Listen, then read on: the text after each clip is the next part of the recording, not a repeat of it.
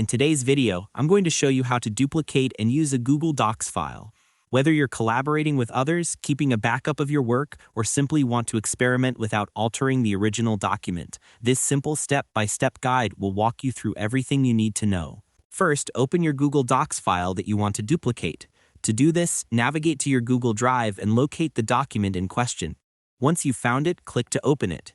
Make sure any edits you want reflected in the copy are complete, so your duplicate is accurate and up to date. Take a moment to double-check for any last-minute changes. This ensures your copy is polished and ready for use. Next, move your attention to the top of the screen and click on the File tab in the upper left corner of your document. You'll see a drop-down menu with several options. Look for Make a Copy and click it. This command creates an exact replica of your document in just a few seconds. A small dialog box will appear prompting you to name your new file. Make sure to choose a clear, distinct name for the duplicate, like adding a date or version number, so you can easily tell it apart from the original.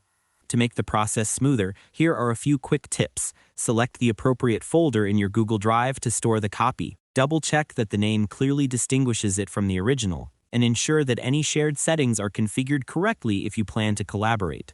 Doing this beforehand saves time and keeps your files organized. Once you've named your document and selected the folder, click OK. Google Docs will then create the duplicate and open it for you.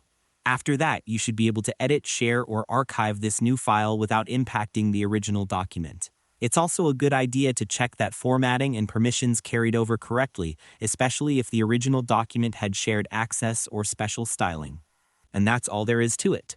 By following these simple steps, you'll be able to duplicate and use a Google Docs file easily and efficiently.